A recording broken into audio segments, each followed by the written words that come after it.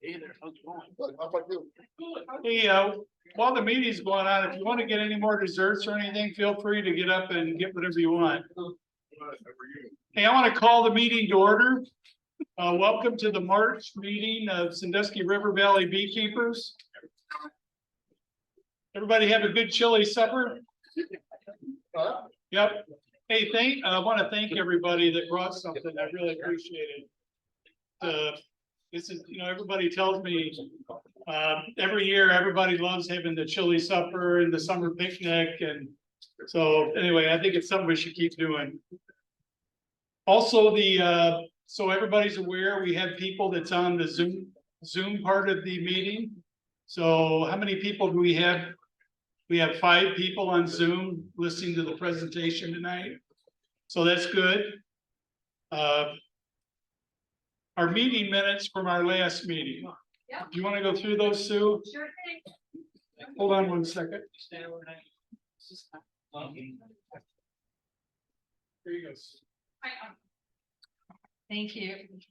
You'll have to bear with me. My printer's not working, so it's on my phone. This will be fun. The minutes of the February 5th, 2024 SRVBA meeting held at Christian United Methodist Church in Clyde, Ohio. The meeting opened at 7 p.m. with President Gary Wiley presiding. 35 members were present and no guests. Zoom attendance was not available.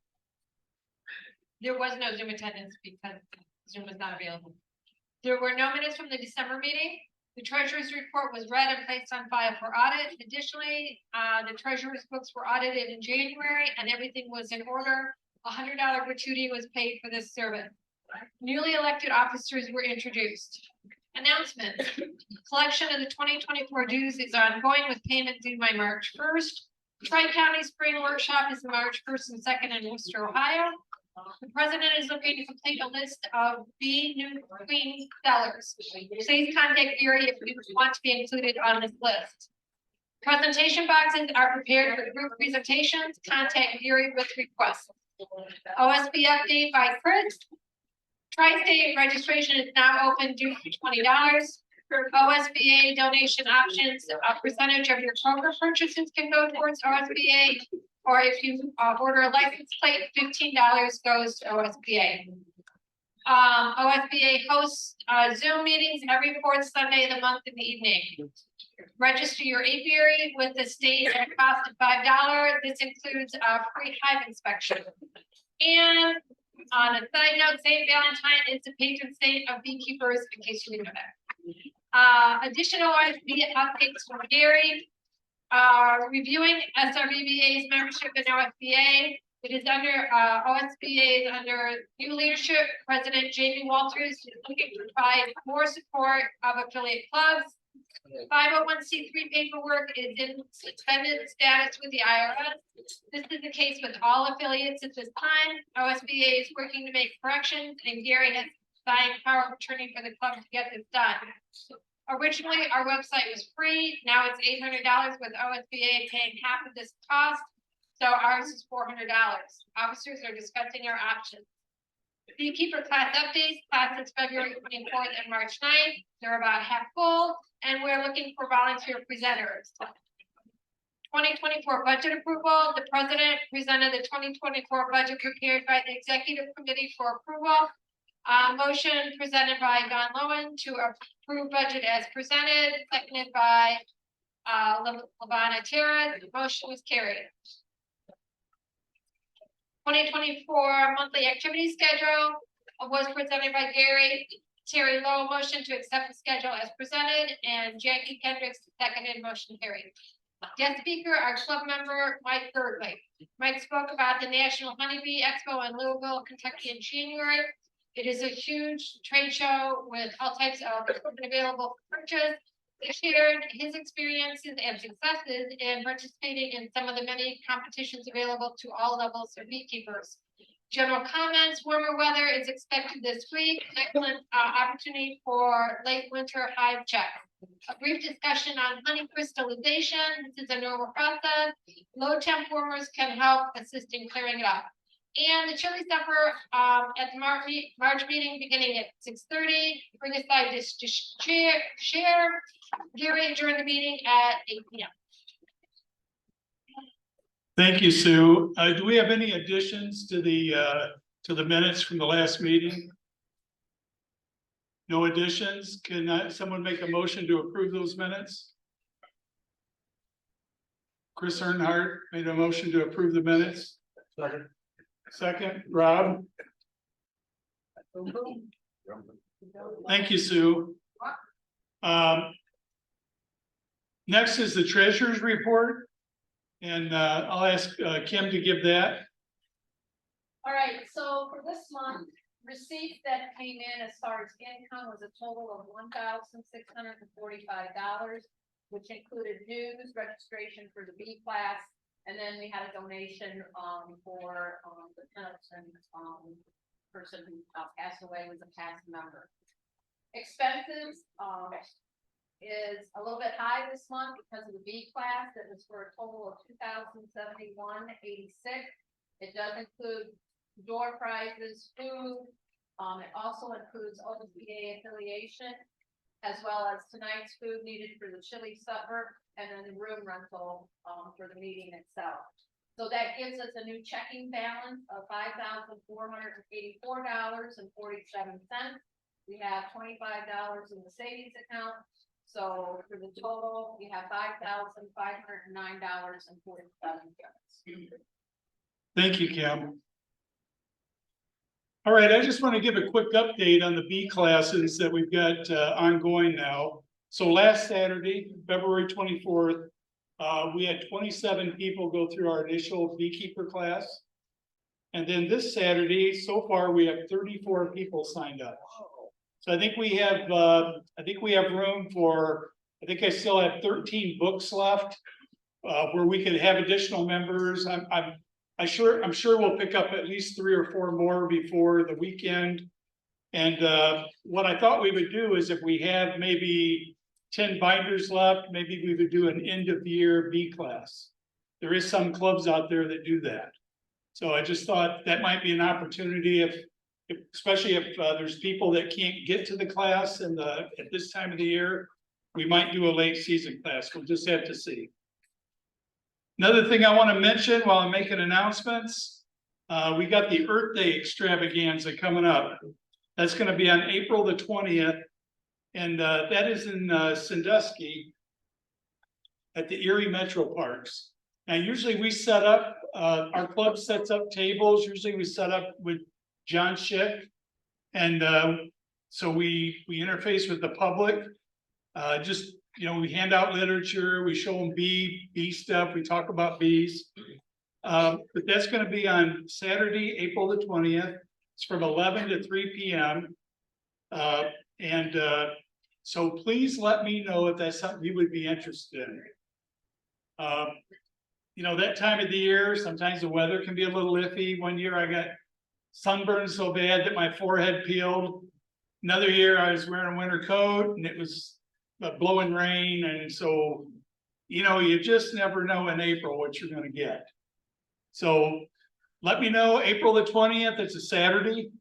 And we plan to set up a table over there. It's Erie County Metro Parks.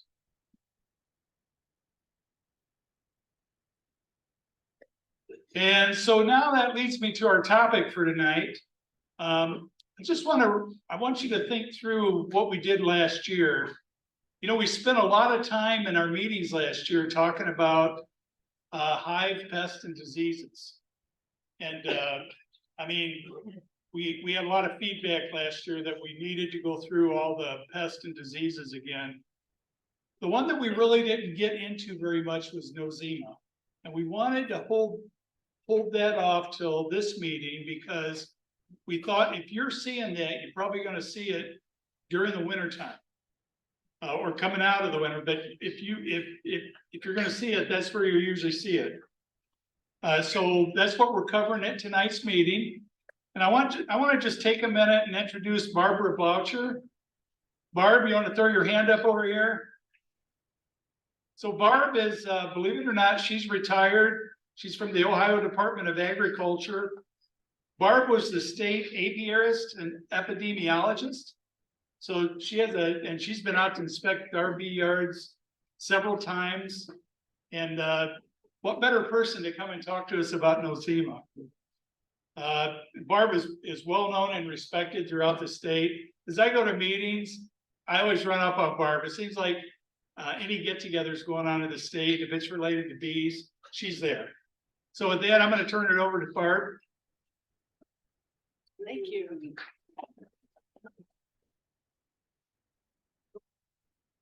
Hey, be careful about getting too close to that, give you feedback.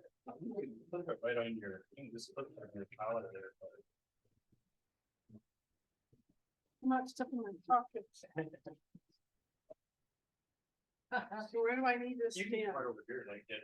And then if you put that on your collar, you can hold it.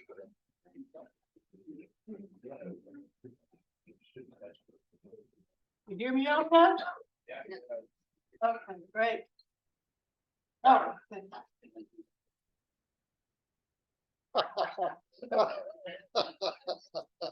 You're very trusted.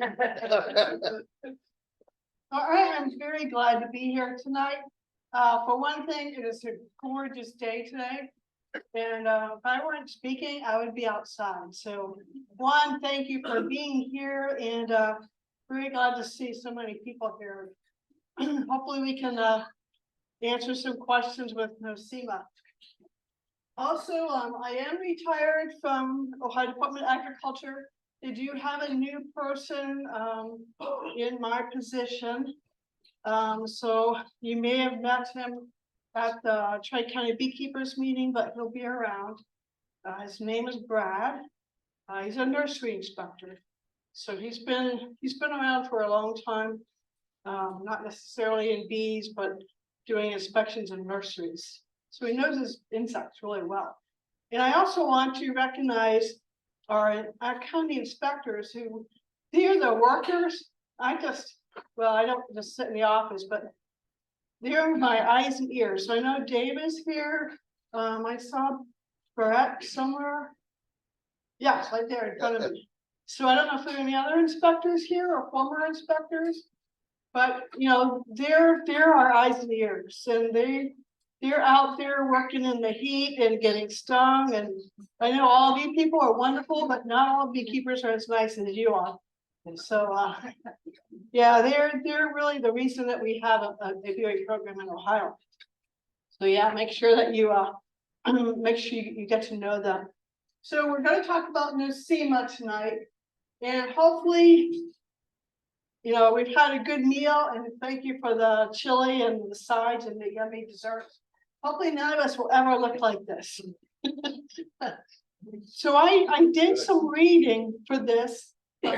One of the things about retiring is you actually have time to do things you didn't think you'd ever do. So I got to read about this a little more. And there's a lot of Nosema species. Human beings get Nosema, not as much like as we used to, not as much in this country, but human beings get Nosema. Bumblebees get Nosema. Other insects get Nosema. So it is a serious disease that maybe we don't take it seriously because we don't have any way to treat for it. Maybe we think that it's just going to go away by itself. But what I found out is it is serious, and we probably have not paid as much attention to it as we should. So humans got dysentery. I'm sorry, we talked about this right after eating. You know, we've all had that taco that just didn't go well, and we end up getting indigestion and diarrhea. So what happens with people is we eat, you know, a bad piece of lettuce or something that has a Nosema spore on it. We eat it, it goes down into our digestive tract. it sporulates. You think about American fava, it does the same thing. It has a dormant stage and a vegetative stage. So it grows, it gets between our cells, and it goes into the cells in our cell lining of our stomachs. And it will continue to grow there. Then, you know, we get sick and it comes out. And, you know, if they're not cleaning their lettuce off and someone's doing it in the field, it just spreads that way. So, yeah, humans are very susceptible to this as well. a different species, of course, than honeybees get, but they do get. So, and this is a confusing picture, and I apologize, but I didn't really know how to show it. So these are our cells in our stomachs. So you have these spores that we've swallowed by accident. It goes into us, into our cells of our stomachs, and it starts to sporulate. So if you think about that moldy cheese in the back of your refrigerator, it's green. So my mother, bless her soul, she would just cut off the green stuff and give it to us anyhow. And it never tasted good, it still tastes moldy. And it's because it has that little sporangia there that pops out, it grows out of that spore into the cell lining. They reproduce in the cells and, you know, get more and more and more cells. Then, you know, you excrete it and it starts all over again. So that's humans. I just want to show you how bad it can be. So this is what the spore looks like. And you see this little spring here. That acts just like a spring, you know, in your car, like a slinky. Once it gets moist, it's down in your stomach. That thing, it just comes bursting out like a harpoon, and it goes into your cell lining. I have a picture of that coming up. But yeah, that little thing right there, that little spiral is what shoots out and starts to grow into your cells. So I'm going to jump ahead. So that's what they call the polar filament. That's what that spring looks like, that harpoons in there into our stomach or the bee's stomach. So this is honeybee nosema, and they call it nosemosis because we have two different nosemas that we worry about. It's very similar. So the bee ingests some, I'm sorry to talk about this after you've eaten. It eats fecal matter that another bee has pooped out or excreted. It eats that spore, goes down into their digestive system. It's down into their gut system, and at that point, they have that spring that pops out. It grows. It harpoons through the cell lining into more cells, and it will get ahead of myself. So it's in there. It's eating the nutrients that the bees have eaten. So it's eating those nutrients. It's getting bigger and bigger, and it splits, forms two, divides about 24 hours later, and then it continues to divide and grow and divide and grow for the next couple hours. It makes more spores. Those rupture. They go into more cells, and then first thing you know, it's all through their stomach lining. It's all through their gut, and their gut, because you have those little polar filaments. They're going through the gut. It leaks into the bee's body cavity. So that gut is no longer firm. So you think about a balloon. You blow up this beautiful balloon. It's nice and tight, you know, it can fly it around.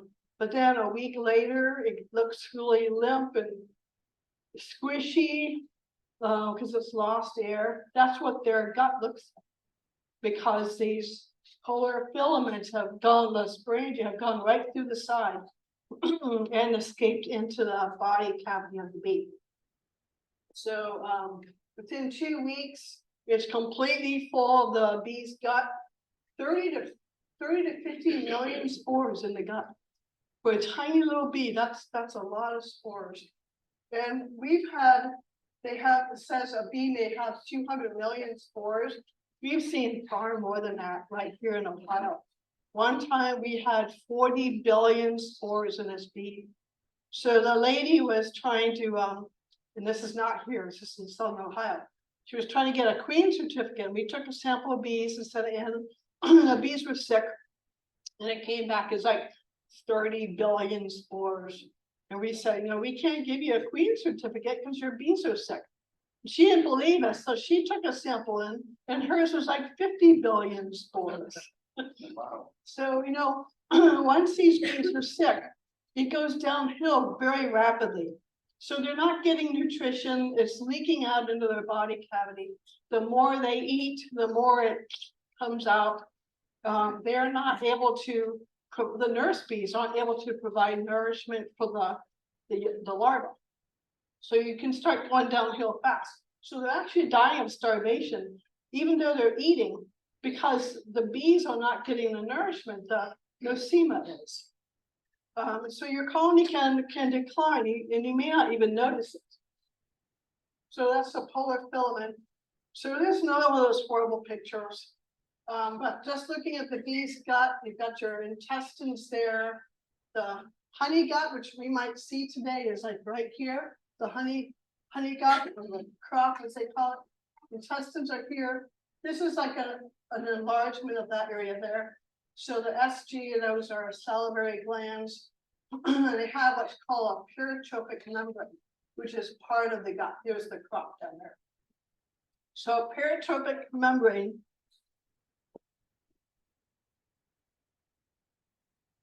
So I won't. Keep moving, keep moving. Sorry. You weren't awake before you are now. So my mother, another thing about her, and I'm not picking on mom, she used to make socks for me.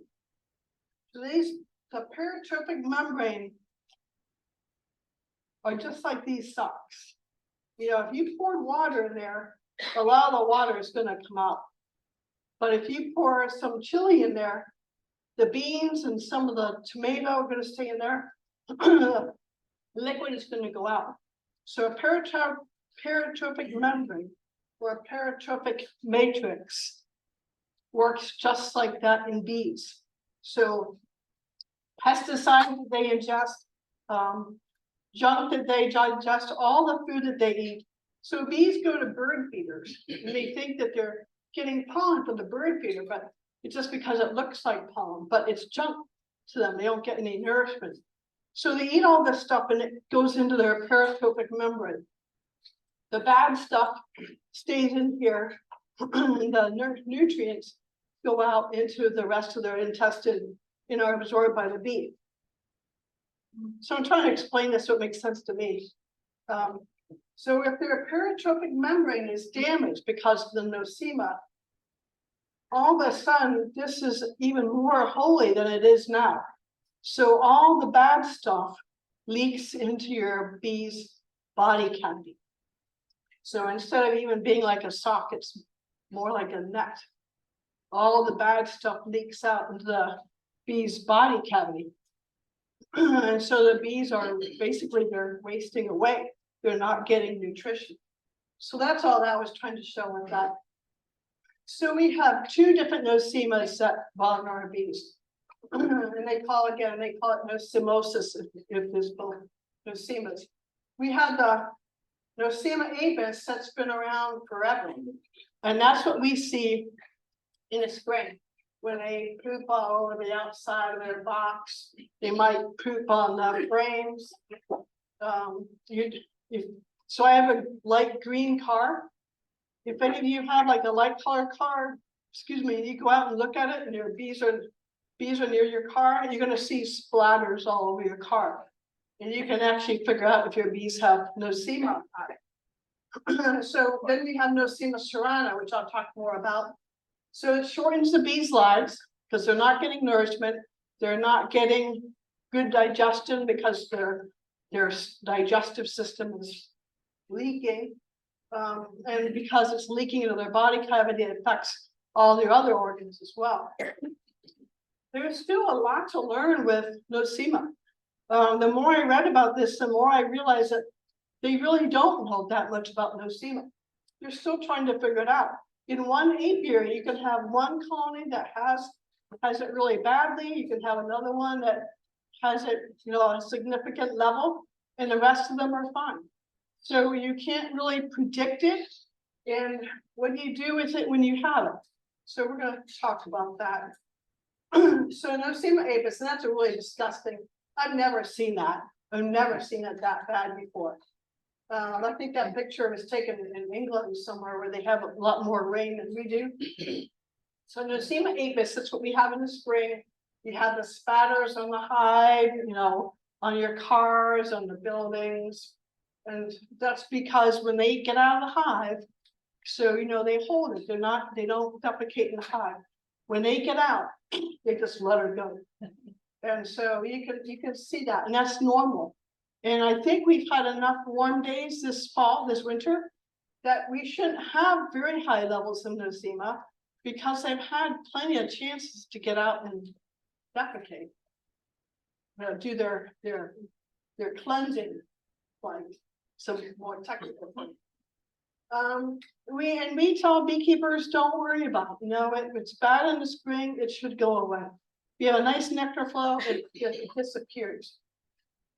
The problem occurs that when they are defecating in the hive, because they can't hold it anymore, the nurse bees pick it up and then they feed it to the larvae, and then the larvae get it. They're not getting the nutrition. The larvae don't emerge completely.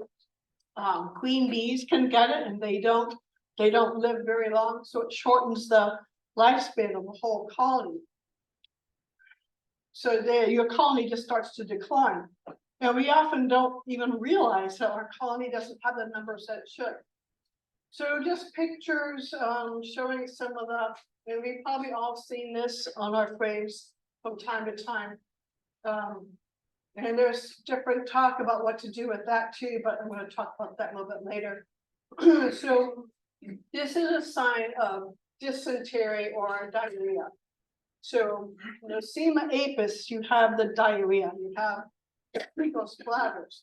With Nosema cerana, we don't, which I'll talk about here in a minute. So this could be caused by other things too. If you're feeding the bees too much sugar syrup, or the sugar syrup has gone bad, or if you give them honey and the honey is gone bad, that can cause that as well.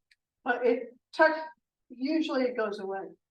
Nosema cerana, it's much heavier to begin with, much heavier case of it. It's the prominent Nosema that we have now in the United States and even other countries. It's the prominent disease that we have now, the prominent Nosema disease that we have now. Barb, did you say this is the kind that you would normally see? Yeah, the Nosema cerana is by far the most common that we see. Yeah, and it causes heavy intestinal injuries. So it's much harder on the bee's digestion than apis, Nosema apis is. But we don't have the diarrhea because it's all leaking inside of them. And I always had the belief or the understanding that they're flying out in the field and they're, expelling excrement, having excrement out in the field, so we don't see it.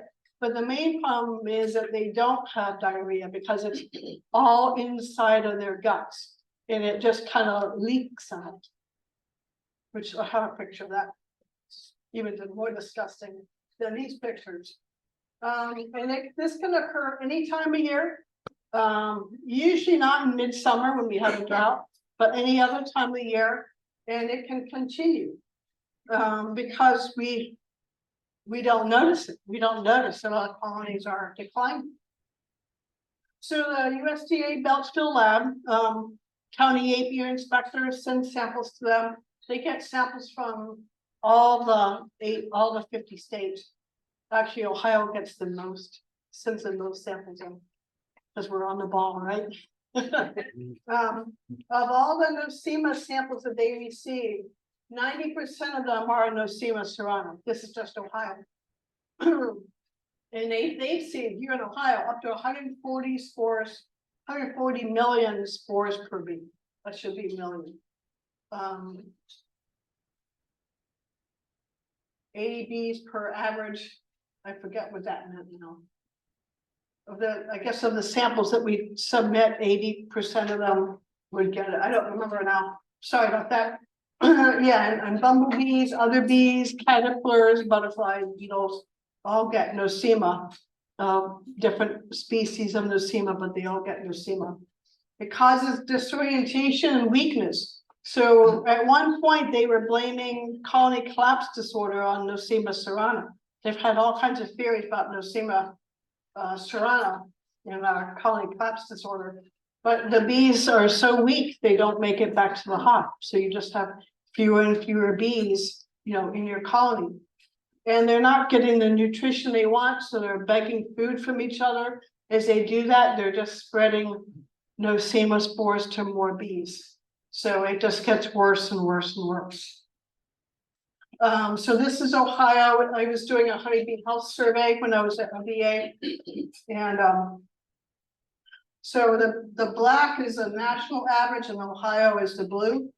And, you know, Ohio did pretty well. This was in 2015. Ohio did pretty well. This was in October. We had 0 cases in Ohio. National average was 0.2, so not that bad. But you see where it's the highest is in the spring and then builds back up again in the fall. So in the fall, we may not even notice it because our colonies naturally kind of go down, you know, have a smaller cluster of bees. So this is what the digestive system looks like, and we're going to do this today. We're going to had the bees. We're going to take its stinger and pull back and, you know, pull out its whole gut system. And it's you know, this is something you can do at home, even if you don't have a microscope, you can still do this. We have some kids here and kids are really good at doing this. So a healthy digestive tract is actually tan. If it's white and swollen or if it's clear, those are the ones that have Nosema because all the goop inside of it has leaked out. So if it's white or clear, it's infected. So just real quick, I don't know how well you can see in the back, but what numbers do you think here have Nosema cerani?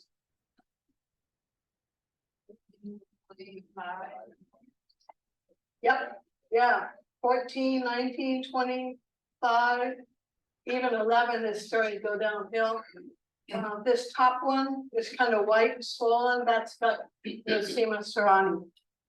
So it's just kind of opposite of what you might think. And this is a horrible slide, but it was to remind me that bees that are in an area that get good nutrition are able to fight Nosema better. If they're allowed to get their own nutrients from different types of plants, they can fight it better. So that's what that horrible slide shows. And another one as well, when they get pollen diversity, so the black line is no pollen, that they're big fed pollen, artificial pollen. Any other pollen that they're receiving, the level of Nosema is less, and it takes longer for them to get that infection. So just to go back to this, again, no pollen is this dotted black line. And then, so different pollens, blackberry, a mix is red, all these different pollens, the bees perform better and they can fight Nosema better. So this is what you can do with your cars tonight. So this is somebody's BMW. See the round ones that are splats? That is when they have a digestive, they have Nosema, because basically and I'm sorry again, they can't hold it. You know, when it goes out, because there's nothing to hold it in. Sorry, Barb, you're amongst the beekeepers. And then you think about, you know, refrost cakes, it comes out that little fine hole in the bottom. That's what you want their gut to be, their rectum, just like that. So if it's a splat, then they're not able to hold it and it's just coming out everywhere. If it's a line like that one, or even that one, or that one down there, that means that they're able to control what comes out in a nice little line, just like chocolate frosting. So yeah, lots of splats. So you remember that, even if you don't remember anything else like that. Oops. So how do we feed? And that seems to be the $1,000 question.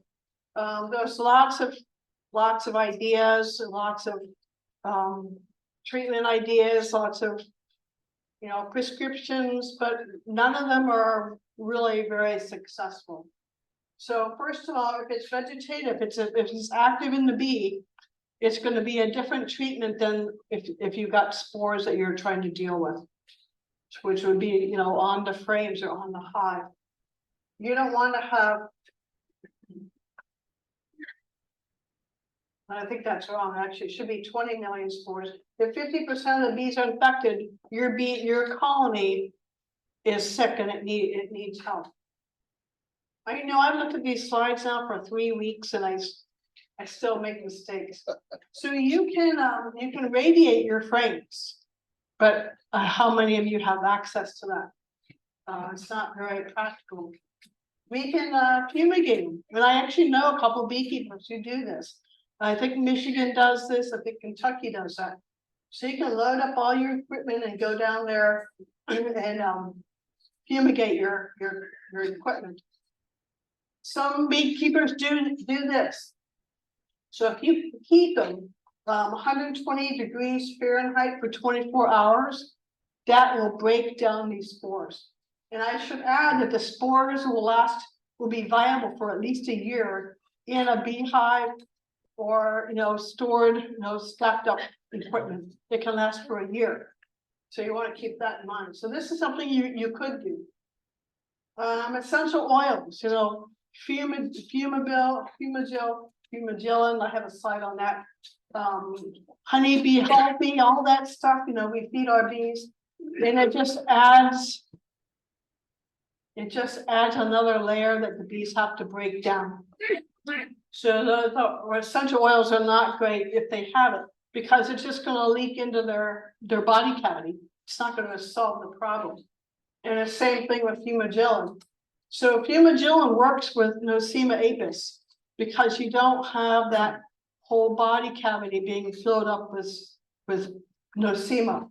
So if you think it's Nosema apis, and it's in the spring, like right now, and you're getting a lot of black debris and stuff on your hives, you can use fumagillin. You can drench them, you can spray the bees themselves.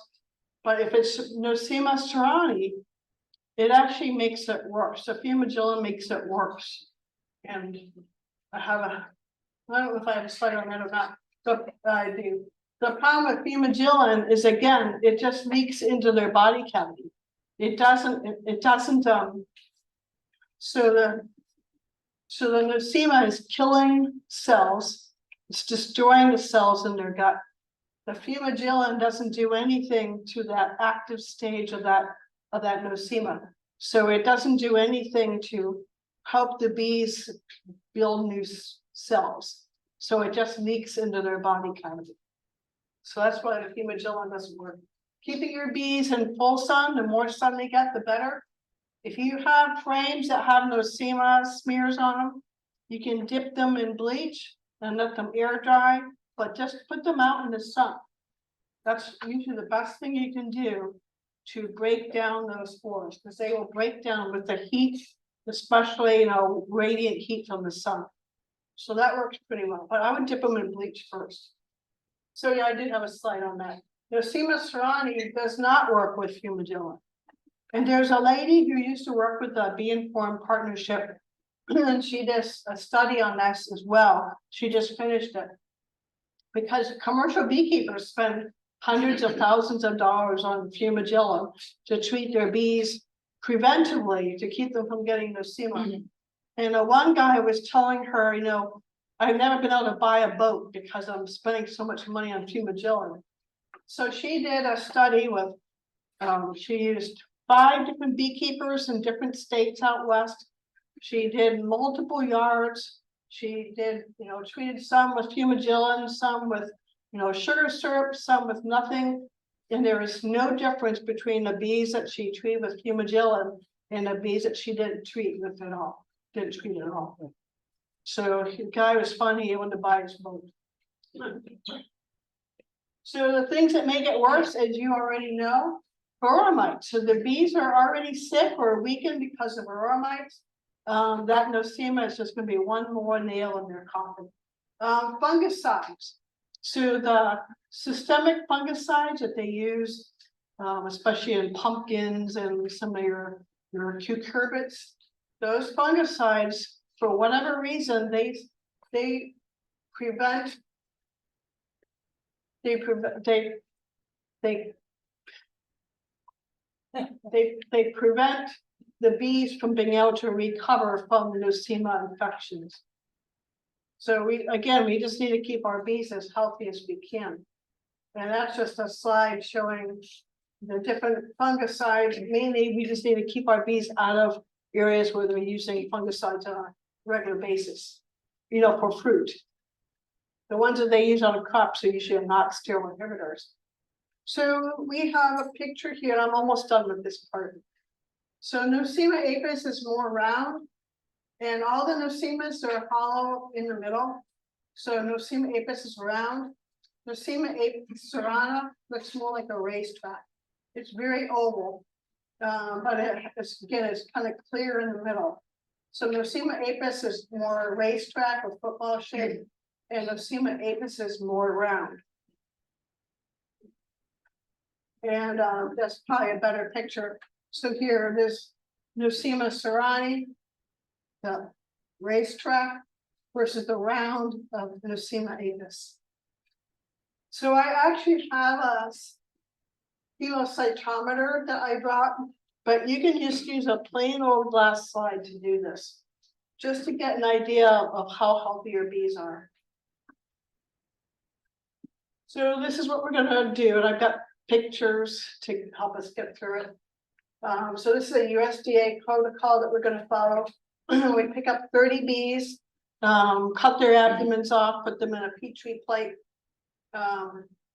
Once we have 30 abdomens, we put them in a baggie, add 30 milliliters of water, mix it up into a slurry.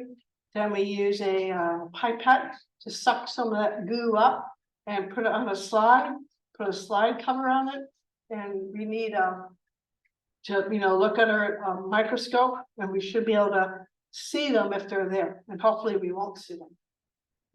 If more than half of the bees have Nosema serrani spores, then they're sick and they need to be treated. So how do you treat them with Nosema? About the only thing that they found that works is just plain old sugar syrup. 1-to-1 sugar syrup to try to flush the stuff through. At least to give the bees a chance to start to rebuild the cells. So the bees that are badly affected, they're going to die. So we're actually targeting the nurse bees to feed the larvae, so that next generation will be healthier. So we have our baggies, razor blade, you can have a razor blade, pipettes, Petri plates, slides, forceps. So we pick up our dead bees, cut their abdomens off and put them in a plate. Smash them. Actually, you should smash them in a baggie. Add the 30 milliliters of water. You put them on the C chip or just a regular side. Like that, just kind of smash it down, put your cover slip on, and we should be able to see them. And hopefully you don't have any, so we won't see them. But that's what we're going to be looking for. About 400x is all you need. And just more pictures. And yeah, so this gets really technical, and I don't think we need to do this, but they're talking about doing the math. And I think for us, we just need to be able to see them. And I can share these with you so you have it in case you have trouble sleeping at night. And then that's my phone number. So I'm trying to start a new business, just being a mentor for beekeepers, helping the inspectors. So, you know, a lot of beekeepers need a lot more time than inspectors can give them. Beekeepers are always busy, so they don't have much time either. So I'm going to try to do that. I'm also really good at identifying insects and helping people do landscape. So I'm going to try that. And yeah, just if you have questions. Oops. Oh, well, I did have a crocus on there. If you have questions, just let me know. And I think we're going to play for a while. Thanks.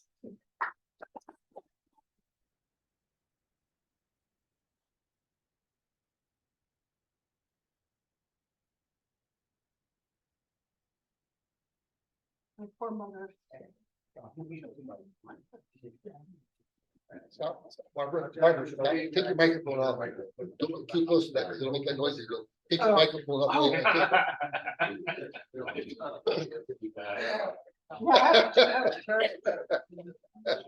I forgot I had it on.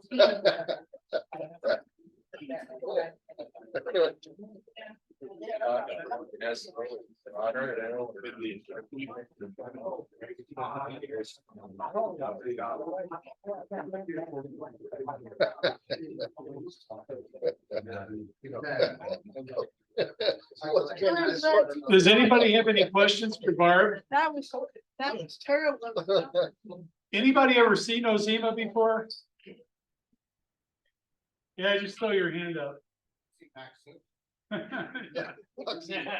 I always tell the story that years ago, I had a hive with Nosema, and the hive ended up dying. And it was so ugly inside that we burnt the hive. Didn't know really what else to do. And it was, but it was really ugly, kind of like what Barb was talking about. It was on top of the frames, it was against the side walls of the boxes. It just looked like diarrhea, and it was a mess. And at the end of it, I was afraid of it getting in my other hives, and I just dragged it out and burnt the whole thing. That might have been overkill, but that's what I did. And so. I don't blame you. Yep, I don't blame you. So the other thing I want to mention to you is we do have expertise here in the club.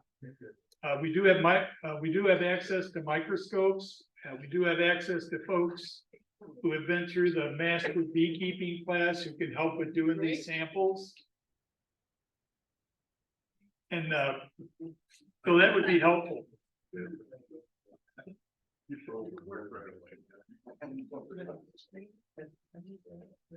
Hold on one moment. Man, I'm not prepared at all. Don't mark me down on my critique sheet.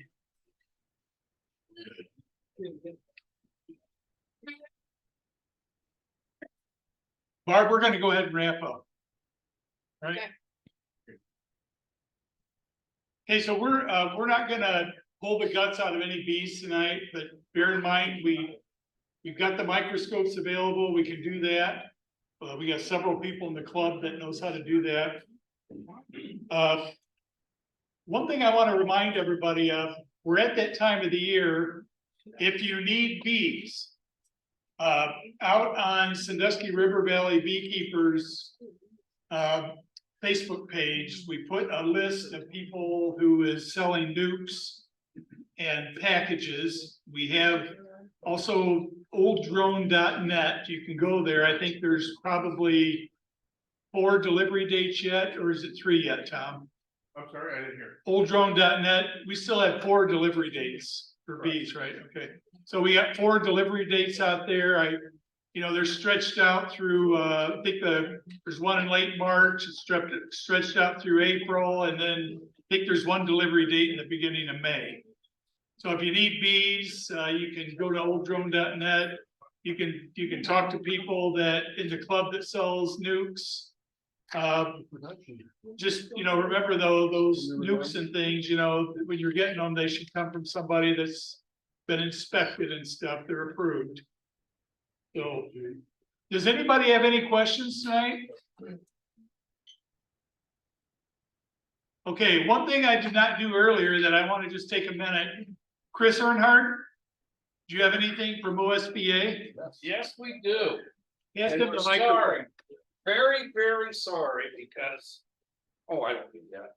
We provide the traveling speaker program, and probably we should have not have had it after the family dinner. I'm sorry for that. But anyhow, yes, there's many things going on. The fall seminar is October 25 and 26. It's going to be down in Central State University at Xenia. It's traveling this year. We already have 80% of the speakers already lined up. And there's gonna be lots of hand-on seminars, I think, that you could go in and look at Nosema and do some other stuff. I know Barb's done a lot of that in the past. So keep that in mind. Apiary registrations. It's a requirement of the state. It's $5 per address for the apiary. It's really the cheapest insurance that you can get. You know, it's gonna save your hive. You're gonna know whether you have Nosema. You know, it's the best peace of mind for $5 you can spend. However, you know, we have our inspector here, Barrett. He came out to my house one night and went to inspect the hives, so he jumped in the gator, went down and looked at him. He gave you a clean bill of health. Only thing I had to do was unbuckle my house. I got the perk traps around them or something. He did all the work. I sent a gator to watch them. You know, he took the night counts. You know, gave you a clean bill of health. Man, I'd have made him do most of the work. And so then we went back up. My son was having a problem with his lawnmower. Bear helped him on that. And we had a couple root beers. So I mean, that's the best part that we spent, you know. I mean, try putting that in a bank and see what, so. But anyhow, how many people here are OSBA? Good. How many are life? Okay. Well, you know, I think Kathleen and I were talking about that. She's paid $160 into it to become a life member. It's $200. You know, so it's a good deal to get in early before we raise it. But what does that membership do to you? It's the same way the membership is for the local club here. It's provides the traveling speakers program. You know, who Barb did. YouTube videos with real good people that really work hard and they understand, you know, that now is gonna be not a freebie. It's gonna be they decided that too many people that are not members are looking at it, and you know, so it's gonna be, you have to be a member to see those videos now. Scholarships, they gave away last year, we gave away $10,000 worth of scholarships, you know, and probably this year is the most that we have to do it is because we don't have Barb down at the state. You know, a lot of counties do not have bee inspectors, so we are going to be your voice there in Columbus and also with the county commissioners. That's our main goal this year, probably. And after that, probably by tomorrow, Saturday night, Sunday night, we'll have another place for the 2025 fall seminar. It's going to be traveling. So that's it. Thank you. Thank you, Chris. Hey, one thing I want to mention before we raffle off our door prizes for tonight. How many of you here want to learn more about selling honey? You want to sell your honey and make some money. Next month, we've got a speaker coming in, going to talk about marketing honey. So be here. It's at our regular meeting next month. Jamie Walters, who's the president of OSBA, is going to be coming and talking about that as part of the traveling speaker program. So I think that'll be a good time. And with that, I want to give the mic over to Kim here. We got a couple of door prizes that we're going to raffle off. And if you guys not, if you're not